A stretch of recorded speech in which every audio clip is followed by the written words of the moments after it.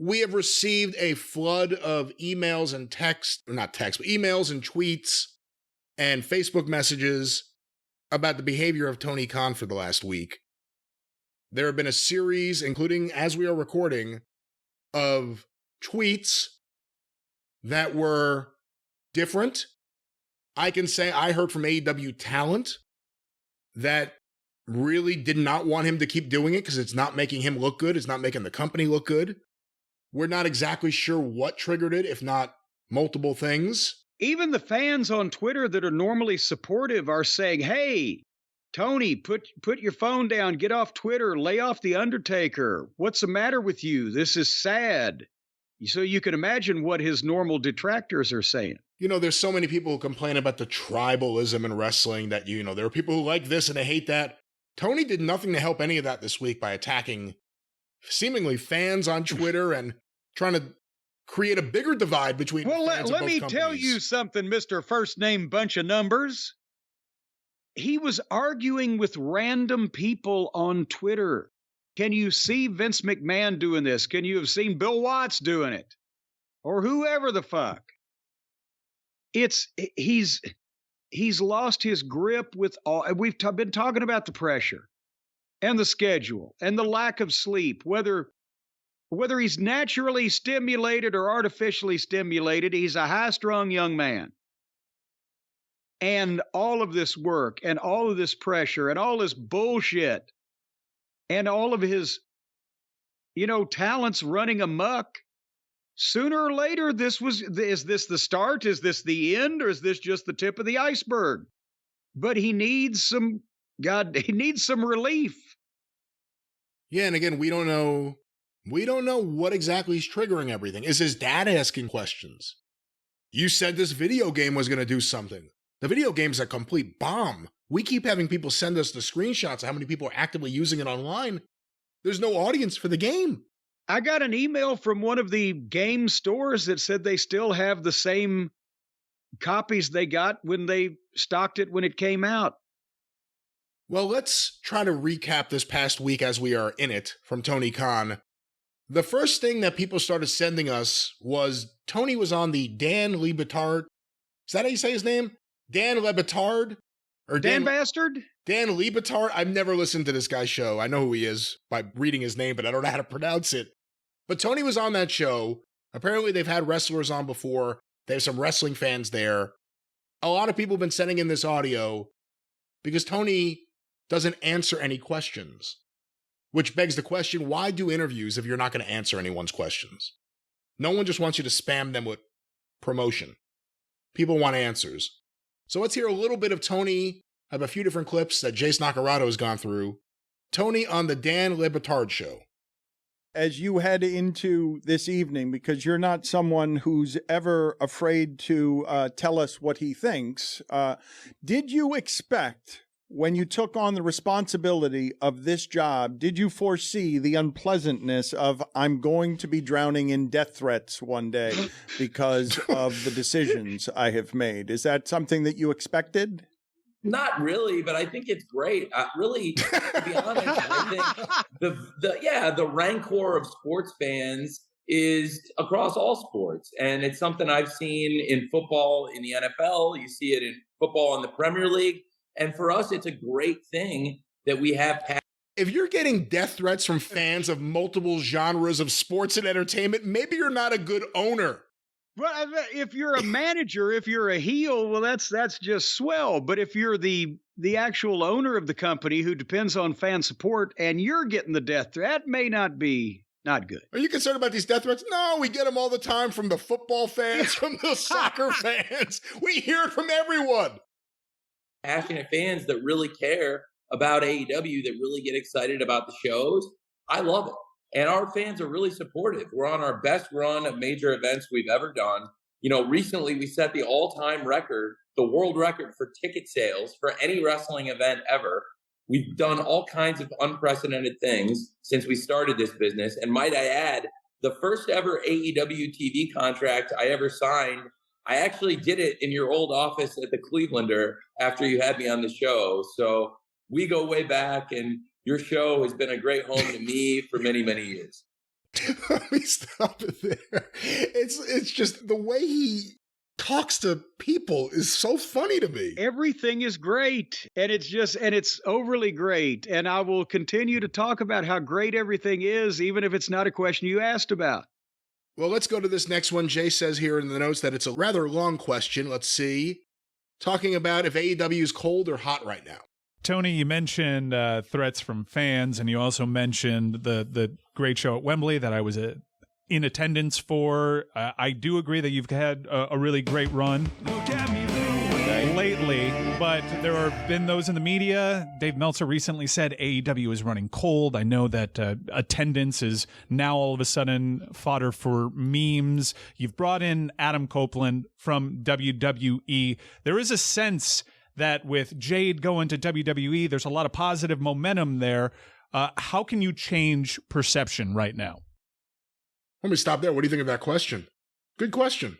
A good question. I'm going to be interested to see if the answer comes anywhere near talking about the question.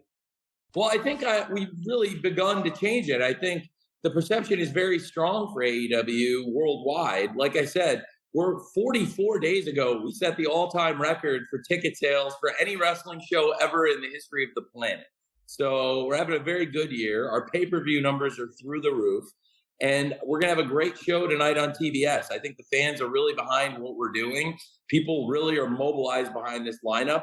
And I have to say, I've seen more positive momentum, more positive feedback about AEW in the last 24 hours than I had in several weeks. And that's saying a lot because we've had a lot of huge shows in the last several weeks. Let me stop it there. What is he talking about? More positive momentum for AEW in the last 24 hours? This is in the middle of his Twitter storm. And he's also not addressing the fact that the guy asked about the tickets aren't selling, the crowds are down, the show is cooling off. You can't book. I mean, everyone's still being nice about it. Some people are now coming out and saying it. We've been saying it for a long time. Tony can't do this. Tony's not a manager. Tony's not good running a business. Tony can't book. He loves wrestling. He doesn't understand why the rest of us do. A lot of things that have come across your way that maybe you weren't fully prepared for when you went down this venture, the managing of people and personality dynamics. At that show, you guys managed to put on the biggest show in wrestling history at Wembley Stadium, but you were dealing with a nightmare scenario backstage as one of your performers got into a fight with another one of your performers. You've come out and publicly said something happened back there where you feared for your life, and this is all surrounding Phil Knight, aka CM Punk, who's now no longer with the company. I know that there's a lot of well, the cat's out of the bag. He's coming back to WWE as Phil Knight. Wait a minute. As a matter of fact, wasn't that Uncle Phil on Fresh Prince? Was that not? Specifics that maybe you can't get into. No, get into the specifics. I want to talk about the managing that scenario. It flashing before your eyes, oh my God, this is happening right now, and having to put on a show as one of your top performers, top billed performers, a star that was on all the marquees, has lunged towards you in a threatening manner. Well, I don't really want to talk about it, but I will say that I'm really glad that the event came out as one of the best shows I've ever seen in pro wrestling. It was over 81,000 tickets sold, 81,035 tickets exactly. And the crowd was amazing, the show was amazing, and the wrestling was amazing. Everybody who wrestled on the show from start to finish did a great job. The fans were behind it. It was one of the biggest pay-per-views we've ever done, and we set huge milestones, really, that this company is all about. That really, when AEW began, it began as a love letter to pro wrestling for the fans. We had never gone to Europe and done a show. It began because your dad said, let me give him money to finally shut him up about all this. That's how it began. And the question was, how did you feel and or deal with the stress of having the Punk fight? And he pivots like a bad politician, but let's go back to it. So we debuted there with one of the biggest wrestling events in the history of the world. And yes, it was a challenging day backstage. Without getting into the specifics, it was a hard day, but when the show was over, I think we were all really proud and everybody held their head high that this is one of the best wrestling shows anybody's ever done. And AEW, we're the ones that did it. It's a big deal. And now we have this show tonight. The whole company's really round. The question was, what happened with Phil Knight that made you scared for your life? Around the people wrestling on tonight's show. I think tonight on TBS, you're going to see AEW at our very, very best. And yes, I am glad that you enjoyed the show. I thought it was a great show, but you're right. It was a hard day. It was hard to get to that point. And thankfully, it came out as a great show. I'm going to tag in Dan real quick so he can actually get like the real news-making answer after. Let me pause it for a second before they try again to get Tony to answer. Any thoughts on this? I mean, it's words coming out in a cacophony, in an avalanche, in a waterfall. And it's always about how great they're doing and how great everything is and how great he is. And it doesn't have anything to do with any of the questions that are asked, but it's the same answer with words in different order. Makes me think of the Ariel Helwani interview where Ariel got frustrated because Tony wouldn't answer anything. Everything goes back to let me promote my stuff and talk about how great everything is and how happy everyone is. If you're going to do the show, then you have to answer some of the questions. If you don't want to answer any of the questions except with the same answer, no matter what the question is, don't do the shows. Yeah, get someone to be the public face of the company and actually do these things and do it right. But let's go back to the audio. After I apologize for making CM Punk the inventor of Nike. Fine. That's who Phil Knight is. By Tony. He asked you a question, and you've been at the fight game a long time. A total non-answer at the beginning, and then just unrelenting promotion because you're a dirty fight game promoter, and you didn't come there's people doing a lot worse stuff in the fight game than You're right, Tony. I gotta say, like, it's bull. Something happened. I want to know what happened back there. What happened back there? Happened? Don't give us. Did Phil Brooks attack you? I can't talk about it. What is that? You came on, and I'm like, this guy always answers the questions. You honestly. said you feared for your life. You promoted this thing a couple of different times. All right, you got your promotion on. It's tonight. You got a rating. I'm glued to Title Tuesday. Give me some of the good shit. Did he throw a punch at you? What happened back there? I have not really gone out and discussed that publicly beyond what I said in Chicago. I had to make a really hard decision after what happened. And I really appreciate all the fans standing by us and supporting AEW through this. And we're having a huge show tonight. And oh my God! I am promoting tonight's show, but I also am not saying anything that I haven't said before. Why not? That's useless. But we're special. Say it to us. Whisper it to us. Tony, stay strong. Did he punch you with the left or right hand? Did he make contact? You haven't said before. Did you need an ice pack? Do you not understand how promotion works? We don't want the same things you've said before. We want a little bit extra. Just give us a little something. Who wins tonight? Well, that's a good question. About Damn it, Billy, he was getting there. See, I really appreciate you giving me that out. Damn it, Billy, he was getting there. He said okay. Come on, left or right hand? What did he punch you with?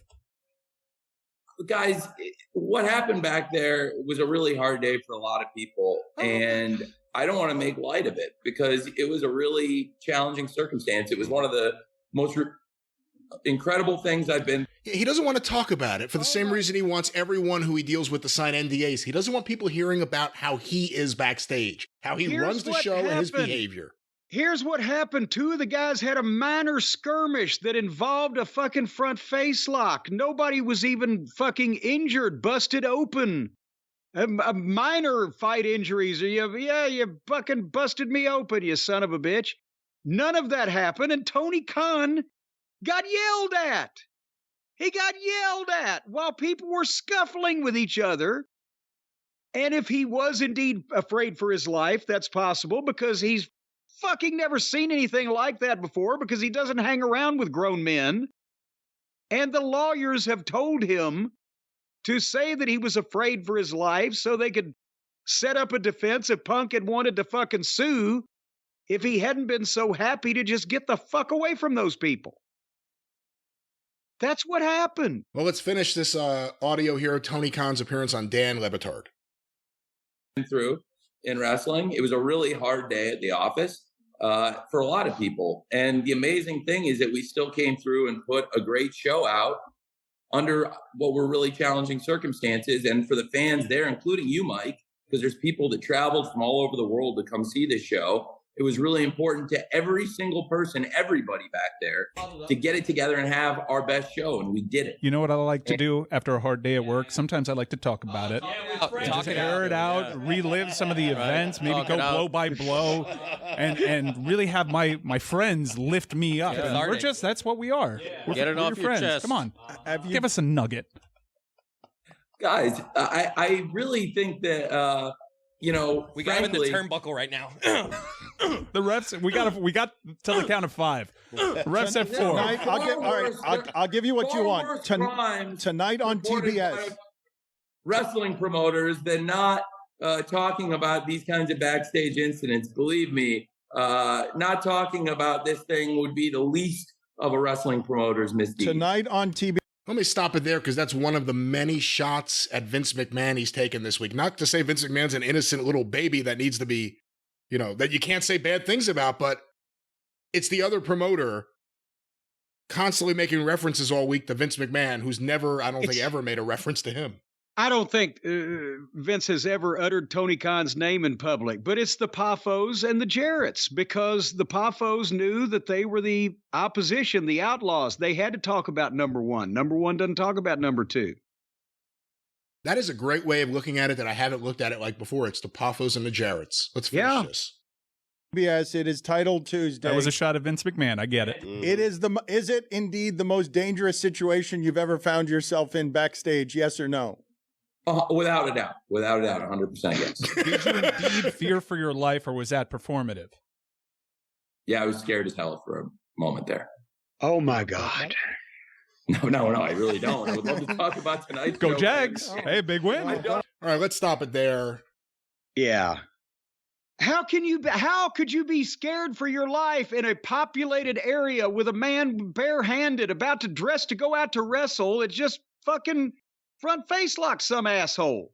How does that make you fear for your fucking life? Well, I guess the story is, or at least a lot of people were assuming, that after that incident, there was a separate incident where CM Punk confronted, lunged, some people have said.